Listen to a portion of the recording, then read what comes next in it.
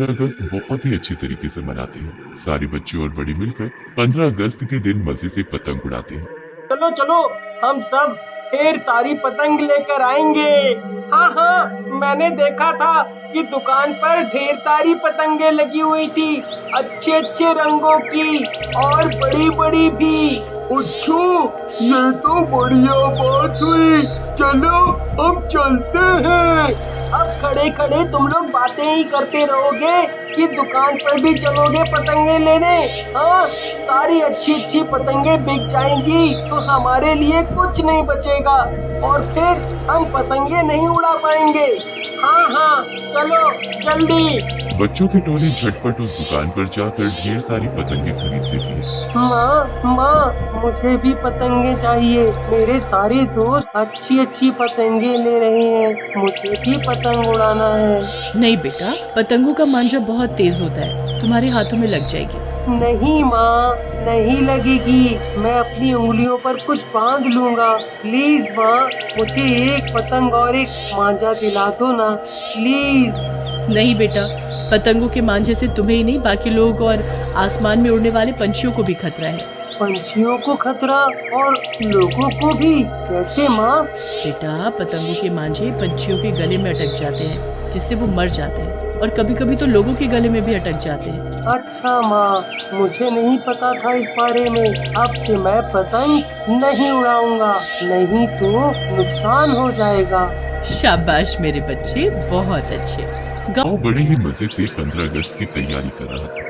गांव में एक कोकिला बेन भी रहती थी। कोकिला बेन बड़ी ही खुश मिजाज की औरत है और वो गांव में अकेली रहती है। एक दिन वो अपने घर कुछ पालतू चिड़िया लाती है। वो उन्हें बिल्कुल अपने बच्चों की तरफ पालती है। हाय, कितनी प्यारी प्यारी चिड़िया हैं, कहीं इनको मेरी नजर ना लग जाए। रोज सुबह शाम इनकी चहचहाहट सुनूंगी तो दिन बड़ा अच्छा जाएगा। अजी तुम्हारे सर के घोंसले से उठाकर लाई हूँ। और कुछ? तौबा तौबा, इतना अच्छा तो सर है मेरा। अरे मियाँ, ये चिड़िया पालतू है। अच्छा अच्छा, बढ़िया है। चलो, आपका अकेलापन दूर हो जाएगा इन चिड़ियों की वजह से। कोकिला बेन रोज अपनी चिड़ियों को पिंजरे से बाहर निकाल कर उन्हें उड़ा देती है ताकि चिड़ियों की सैर हो जाए। 15 अगस्त का दिन आ जाता है। पूरा आसमान पतंगों से भर जाता है। सारे गांव वाले मैदान में पतंगे और मांझे लेकर पतंगे उड़ाने लगते हैं। आज तो मैं अपनी चिड़िया को नहीं उड़ाऊंगी, क्योंकि आज तो सारे पतंगे लेकर मैदान में पहुंच गए हैं। बेकार में मेरी चिड़िया को कोई चोट लग गई तो? 15 अगस्त के अगले दिन कोकिला बेन अपनी चिड़िया को बाहर उड़ा देती है। कोकिला अपनी 10 चिड़िया को उड़ा देती है, लेकिन वापस सिर्फ 2 ही आ पाती है। ये क्या हो गया? मेरी सारी चिड़िया कहाँ गई? 10 चिड़िया उड़ाई थी, लेकिन बस 2 ही आई है, बाकी सारी कहाँ गई? कोकिला बेन बहुत देर तक इंतजार करने के बाद खुद उन्हें ढूंढने चली जाती है। जैसे ही कोकिला बेन उन्हें बाहर ढूंढने जाती है, उसे बहुत जोर का झटका लगता है। ये देखकर कि उसकी बची हुई सारी चिड़िया मर चुकी हैं। पतंगों के मांझे की वजह से वो सारी चिड़िया मर जाती हैं। हाय राम, ये क्या हो गया? मेरी सारी चिड़िया पतंगों के मांझे से मर गई। क्या हो गया ये? कोकिला बेन की रोती हुई आवाज सुनकर सारे गांव वाले उन्हें देखने आ जाते हैं। अरे कोकिला बहन, क्या हो गया? क्यों रो रही हो? अरे तुम लोगों की वजह से मेरी सारी चिड़िया मर गई। अरे हमने क्या कर दिया ऐसा है? तुम लोगों के पतंगों के मांझों से मेरी चिड़ियाओं का कत्ल हुआ है। अरे छोड़ो सब इसकी बातें, ये तो पगला हो गई है। हाँ। कोकिला बेन के मरते ही वो बहुत बुरी चुड़ैल बन जाती है, क्योंकि मरते हुए उसके दिल में गांव वालों के लिए नफरत की आग जली होती है। मैं इन गांव वालों को नहीं छोड़ूंगी, इन्हें सबक सिखा कर रहूंगी। चुड़ैल अपने जादू से एक बहुत बड़ी और डरावनी पतंग बनाती है। बस अब यही पतंग मेरा बदला पूरा करेगी। इसके लपेटे में जब गांव वाले आएंगे तो बचेंगे नहीं। इसके बड़े बड़े दांत अब गांव वालों का बहुत बुरा हश्र करेंगे। चुड़ैल अपनी पतंग के साथ गांव वालों से बदला लेने चल पड़ती है। एक दिन एक आदमी गांव के मैदान के पास वाले खाली रास्ते से गुजर रहा था। चुड़ैल उस आदमी को देख लेती है। अरे वाह, ये रहा मेरा पहला शिकार। चल मेरी पतंग, दिखा दे अपना काम। वो आदमी तेरा पहला शिकार है। पतंग अपना साइज बड़ा कर लेती है और अपना बड़ा सा मुंह खोल लेती है, जिसमें पैने पैने दांत थे। वो उस आदमी के ऊपर ऊपर उड़ने लगती है। ये तो बहुत ही डरावना है। पतंग झटके से आकर उस आदमी को लपेट कर मैदान में ले जाती है और उसे अपने बड़े से मुंह से चबाकर खा जाती है। अरे वाह मेरी पतंग, पहला शिकार पूरा हुआ। ऐसे वो चुड़ैल उसकी बड़ी पतंग के साथ बहुत से गांव वालों को मार देती है।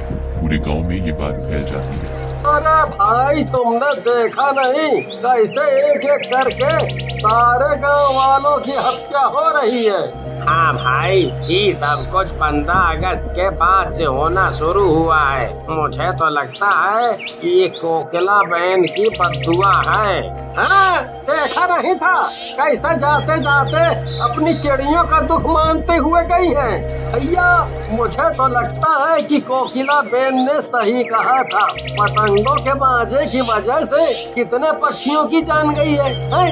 ये सच में बहुत खतरनाक है। हमें पतंगे नहीं उड़ानी चाहिए।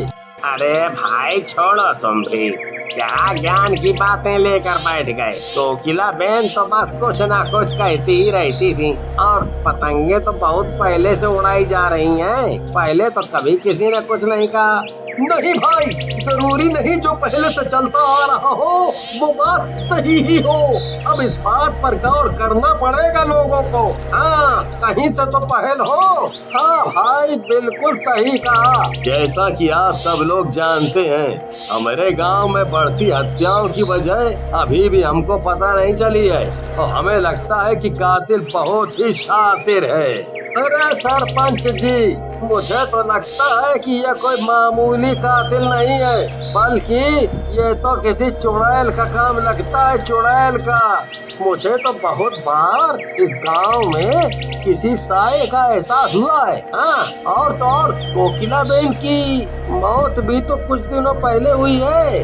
अरे सरपंच जी, आप इसकी बातों पर ध्यान ना दें। ये चुड़ैल वगैरह कुछ नहीं है। हाँ, हम बता रहे हैं आप। अच्छा बस, अब और वार्तालाप नहीं है। हमें इस गांव वाले की बात पर गौर करना चाहिए। इसलिए मैं ये ऐलान करता हूँ कि कल मैं एक बहुत अच्छे तांत्रिक को बुलाऊंगा।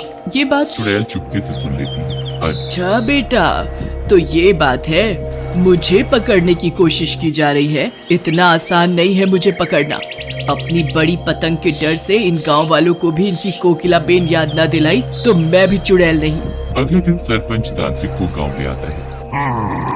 तुम्हारा अंदाजा सही था। इस गांव में किसी खतरनाक आत्मा का साया वास करता है। उसकी शक्तियाँ बहुत तेज हैं। तभी पीछे से चुड़ैल की बहुत डरावनी हंसी की आवाज सुनाई देना शुरू हो जाती है। क्या हुआ तांत्रिक, मुझे पकड़ने आया है? तुझे क्या लगता है तेरे आ जाने से मैं डर जाऊंगी? इन गांव वालों को छोड़ दूंगी? कभी नहीं। तू चाहती क्या है? क्यों आई है तू यहाँ? मैं इन गांव वालों को मार दूंगी। इन्हीं की वजह से मेरे प्यारे प्यारे पक्षी मर गए। ये लोग तो बेफिक्र होकर पतंग मजे से उड़ा रहे थे, जिसकी वजह से कटे हुए मंजे इधर उधर लटक जाते हैं। लटके हुए मंजों से पक्षी के पर अटक जाते हैं, जिससे उनको बहुत चोट आती है।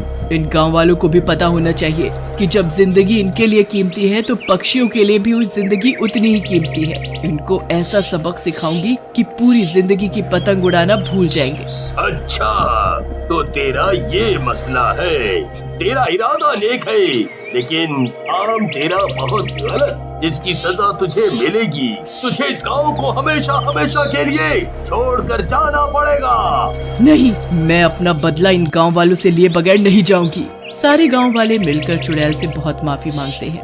अरे हमका माफ कर दो कोकिला बहन। हम कभी पतंग नहीं उड़ाएंगे। हाँ, हम सब लोगों को पता लग चुका है कि इससे कितना ज्यादा नुकसान होता है। ये बात सुन चुड़ैल का गुस्सा थोड़ा शांत